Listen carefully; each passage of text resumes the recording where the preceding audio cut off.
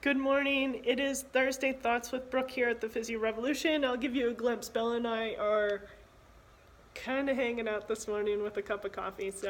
Um, this actually isn't coffee really quick. I just want to say it's a mushroom coffee.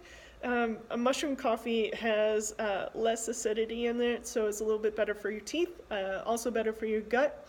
And also, it has half the caffeine a regular cup of coffee would have. So, for Sigmatic is the mushroom coffee that I'm drinking right now. If you want to know about a little bit more about this, I'll post the link down below. Just let me know if you want it.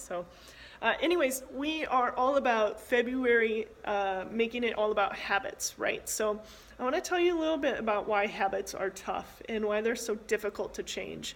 And the best way I can explain this to my patients is if you think about building a bridge, right? So let's take the habit of becoming angry at, let's say, either your kid or during rush hour traffic, or somebody's just really ticking you off in front of you while they're driving, right? So let's think about a behavior like that with anger. If you think about building that the same way as building a bridge, then you're going to understand this better, right? Because the idea is that the more that you find yourself in that situation, allowing yourself to get angry, you're putting down the building blocks to a bridge, right? Eventually, you've got the wooden planks down. You've got the concrete holding it up, right? Each time that you find yourself in an angry situation, you're kind of letting that same bridge be built. So then all of a sudden you find that you've got ropes hanging from it to make it stronger. Then you've got pavings going on, and then you got the guardrails coming up. And all of a sudden you've built that bridge to being more of a 8-lane highway versus just being how it was naturally. So as you find yourself in more angry positions, you build the bridge in your brain to connect yourself to that anger when, instances arise that cause anger. So if it is always your kids, or if it is always rush hour, or if it's a different thing that somebody says that really just ticks you off and it just keeps ticking you off, that bridge is being built constantly. So one way that we can really help ourselves with habits, especially with anger and all that stuff, the best part about the brain is that it can be retrained. Honestly, they show studies and studies across the board about the matter in our brain and how we can change them, right? How some things are highlighted for some people when either they're angered or they are good at a specific task, like right now the Olympics are going on, so if it's a skier, sometimes people have different types of matter in their brain that are built up because they have more of a systematized or developed brain in certain areas, right? So we know that things can be changed, and habits are one way that we can get there.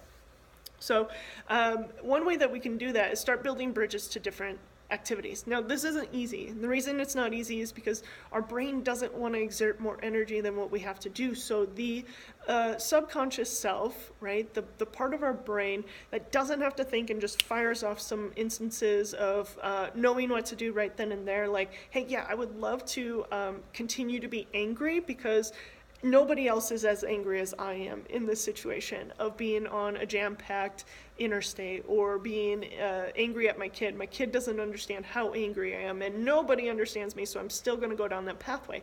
That is the subconscious brain. Now, the part that really gets our brain is when it has to exert energy, which is the conscious brain, right? The more that you have to think, the more that the brain has to use energy. So that's where you're going to develop yourself best, is building new bridges with the more conscious self. Now that takes being aware, right? And we've been talking all about just being aware, understanding when you find yourself becoming more angry, when you go to your triggered habits, when you go to a place where you'd rather make it easy, so you'd rather just get angry instead of finding joy, happiness, or even empathy for somebody else of what they're going through, right? When you put yourself in somebody else's shoes instead of your own shoes for just a minute, it allows you to be a little bit more aware. But can you get there? Can you, one, recognize that you're being angry? Can you, number one, recognize that you're grabbing a cigarette to get past it? Can you also recognize at the same time when you're frustrated, you go to, or stressed or sad, you go to food for an answer? Can you become more aware? That's how you start to change habits. That's how the circuitry in the brain starts to change.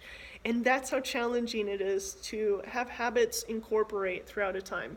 Now, they say that habits don't really change unless it's about 300 times being exposed to it. But the best part is that after 3 weeks or 21 days, you'll start to see some good changes, right?